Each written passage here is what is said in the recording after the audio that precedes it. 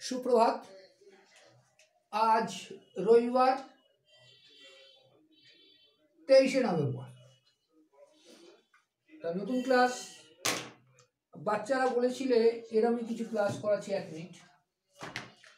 যেমন তোমরা বলেছিলে পার্সেন্টেজ নিয়ে একটা অসুবিধা, পার্সেন্টেজে শর্ট করা, তাই তো?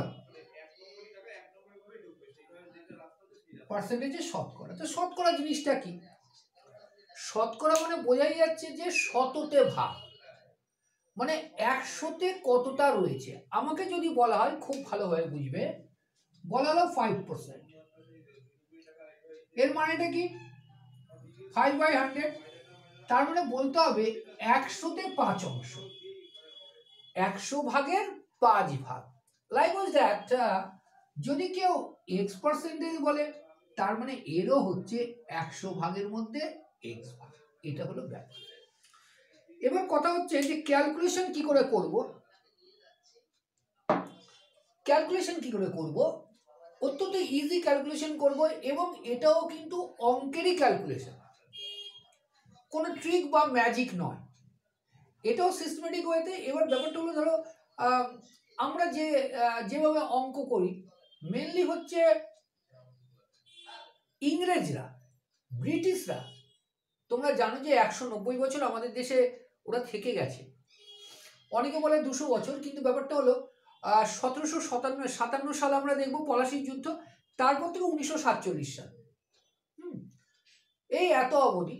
তার মানে 190টা বছর ওরা ছিল, শিক্ষাক্ষেত্রে অনেক কিছু সংস্কার করেছে, এবং ওদের যে শিক্ষানীতি, ওদের যে রুলস, ওদের যে নিয়ম, সেইগুলো আমাদেরকে শিখিয়ে গেছে। দ্যাটস ফাইন, সেই নিয়ে আমরা চলছি।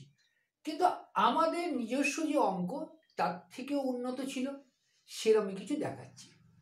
তা বলে বৈদিক ম্যাথ এটা না। দেখো, তোমাকে বলা হলো, আমি ধরলাম 20% অফ 250, 20% অফ 250, বাংলাতে বলতে গেলে 250-এর বাংলায় যদি বলি, তাহলে বলবো 250 এর 25%। এবার অঙ্ক যখন আমাকে শেখায় মাস্টারমশাই বললেন, অফ মানে গুণ বা এর মানে গুণ, ভালো, তার মানে 250-এর 25%। তাহলে কি করবো? 250 এর মানে গুণ দিলাম, কত শতাংশ? 25%, 25/100 করলাম। এবার দেখলাম মাস্টারমশাই বললেন 0 0 কেটে দাও, কেটে দিলাম। 5 দিয়ে রেখে কেটে দাও, 5 × 5 = 25, 5 × 2 = 10 পেলাম। ক্লিয়ার? আর কি কাটা যাচ্ছে? আর কাটা যাচ্ছে না। 250-এর 25%, তাই তো? রাইট, এই হলো কথা। তাহলে এবার কি করবো? 5 25-এ 125/2। মাস্টারমশাই বললেন 2 দিয়ে এটাকে ভাগ করো তুমি। চলো ভাগ করি তাহলে। 6 × 2 = 12, 2 × 2 = 4, 0.5। তার মানে হলো গিয়ে, এটা ভাগ দেখো, 6 × 2 = 12, 6 × 2 = 12, 2 × 2 = 4, এক হাতে দশমিক দিয়ে করলাম। মাস্টারমশাই বললেন ঠিক আছে, ঠিক আছে। কিন্তু আমি তোমাকে যেটা শেখাবো আরো বেশি। আচ্ছা, এই অঙ্কটাই যদি দিত, ধরো 16 না, ধরো 125% অফ 883232, এটা যদি দিত, তাহলে তোমাকে কি করতে হতো? 8832 ইন্টু 125/100, হ্যাঁ কি না? তুই বলে স্যার কাটাকুটি করি, হ্যাঁ, 5 25-এ 125, 4। এবার 4 দিয়ে এটাকে করবো, 4 × 2 = 8, 4 × 2 = 0, 4 × 32।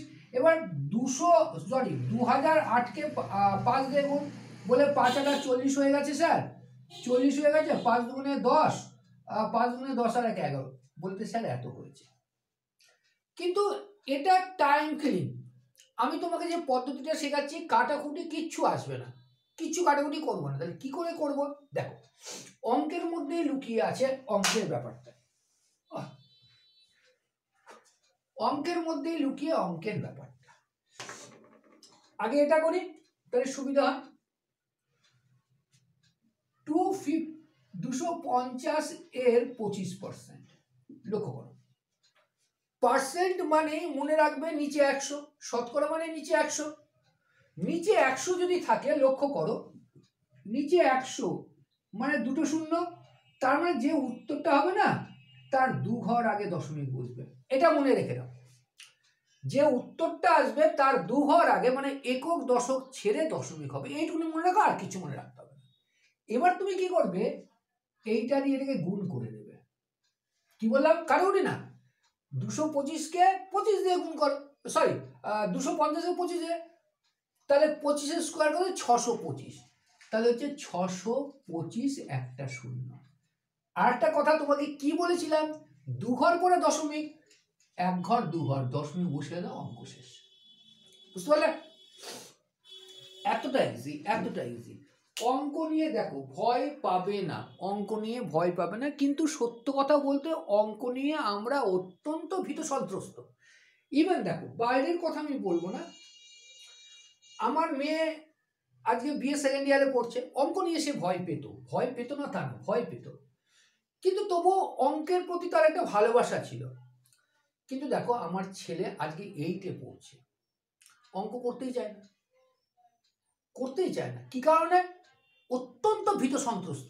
এবার আমি যে সব সময় পাই তা না, আমাকে টিউশনস করতে হয় সারাদিন, তবুও যেটুকুনি টাইম পাই। মোদ্দা কথা হলো, এর থেকে বোঝা যায় আমি অপরের বাড়ির জিনিস দেখবো না, আমি নিজের বাড়ির জিনিস থেকেই দেখতে পছন্দ করি।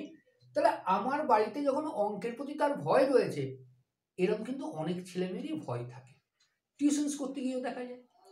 এই নিয়মগুলো শেখো, খুব ফাস্ট নিয়ম। তাহলে তোমাকে এবার যদি বলা হতো কত ছিল, কই গেল 125% অফ 8832, তোমাকে যদি বলতাম এটা 1 ঘরে করো, তুমি তো বলবে স্যার মরে যাব। না, কিচ্ছু মরবে না। দেখো এইটুকুনি শেখা গেছে যে দশমিক মানে সরি শতকরা মানে 2 ঘর পরে দশমিক, ক্লিয়ার। তো বলে স্যার 125 দিয়ে 88 32কে ভাগ গুণ করব, এ তো বড় না, বড় না। 125 দিয়ে একটা গুণ করার নিয়ম আছে। 125 দিয়ে যাকে গুণ করতে বলবে তাকে 4 দিয়ে ভাগ, সরি 8 দিয়ে ভাগ করে দাও। কি বললাম, 125 দিয়ে যাকে গুণ করতে বলবে তাকে 8 দিয়ে ভাগ করতে হবে, এটা হলো নিয়ম। তুই বলে স্যার কেন? কেন হচ্ছে দেখো, 125-এর সাথে 8 গুণ করলে তবেই তো 1000 আসে, হ্যাঁ কি না? আর অঙ্ক করার সব থেকে ভালো নিয়ম, তোমাকে 10, 100, 1000, 10,000, 1 লাখ খুঁজে বের করতে হয়। এটা যদি খুঁজে বের করতে পারো তাহলে গুণে কোনোদিন অসুবিধা হবে না। তাহলে কি করব, 8 দিয়ে এটাকে ভাগ করব, দেখি হয় নাকি। 8 11 88 0 4 32 দিয়ে 3টে শূন্য এনে দাও, 1 2 3, ক্লিয়ার। এখনো শেষ হয়নি, এখনো শেষ হয়নি। এবার কি হয়, 2 ঘর পরে দশমিক, এই তাহলে কত হলো 11040, ক্লিয়ার আছে? 11040, দেখো তাই তো করেছিলে।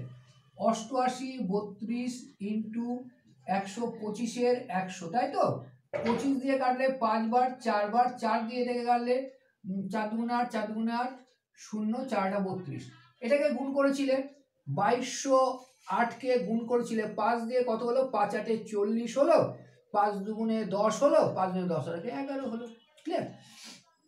তাহলে তোমাকে যে কনসেপ্টটা বোঝাচ্ছি, এই কনসেপ্টে যদি করো পার্সেন্টেজে অসুবিধা হবে না। দেখো পার্সেন্টেজের অঙ্ক কতগুলো থাকে লক্ষ্য করবে, পুরোপুরি অ্যারিথমেটিক বা পাটিগণিতটা যদি ধরি, এর মোর অর লেস 70% ক্যালকুলেশনের ওপরে, মানে পার্সেন্টেজ ক্যালকুলেশনে। কোথায় দেখো, পার্সেন্টেজ নিজেই একটা চ্যাপ্টার, এর থেকে কি কি আসে, P&L, প্রফিট অ্যান্ড লস আসে। এর থেকে কি আসে, ইন্টারেস্ট আবার দুটো, SI অ্যান্ড CI। এখান থেকে আছে ডিসকাউন্ট, এখান থেকে আছে পার্টনারশিপ, এখান থেকেই আসে তোমার রেশিও মানে অনুপাত, এবং বেশ কিছু অঙ্ক যে অঙ্কগুলো আমরা পাবো পরিমিতিতেও। তাহলে পার্সেন্টেজ দেখো, একটা দুটো তিনটে চারটে পাঁচটা ছটা, সাধারণভাবে দেখা যায় ছটা অঙ্ককে সাপোর্ট করে। সুতরাং পার্সেন্টেজটা খুব ভালোভাবে শিখতে হবে এবং আশা করব আমি তোমাকে এখন যে পদ্ধতিটা বললাম সেই পদ্ধতিতেই তুমি করবে। দেখিয়ে দিলাম এটা।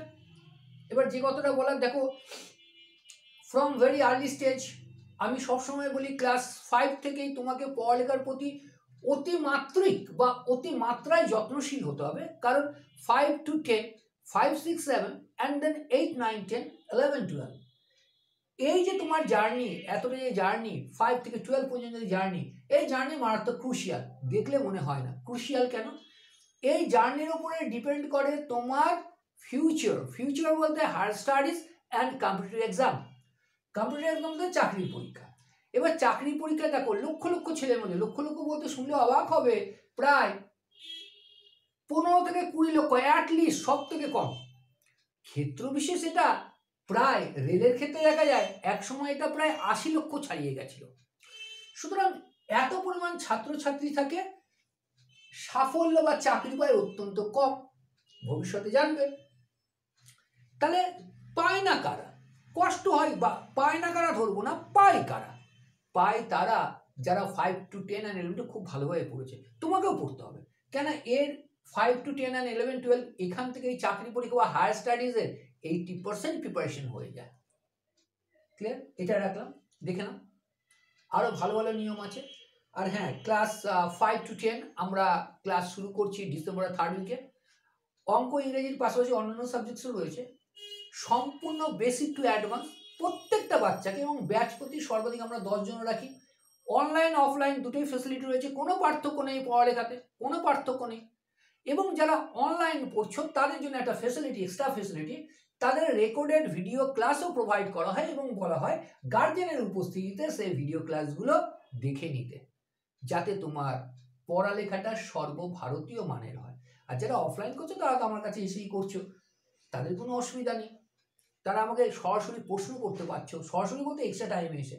কিন্তু তোমরা যারা অনলাইনে পড়ছো, গুগল মিটে করছো, প্রশ্ন করছো, কিন্তু পরে অসুবিধা হয়ে গেলে তোমাদেরকে ডাক করা যাচ্ছে না ফিজিক্যালি, তাই তো? তার জন্য ভিডিও রেকর্ডেড ক্লাস থাকে। ওকে, থ্যাংক ইউ, খুব ভালো থাকবে, পরে দেখা হচ্ছে।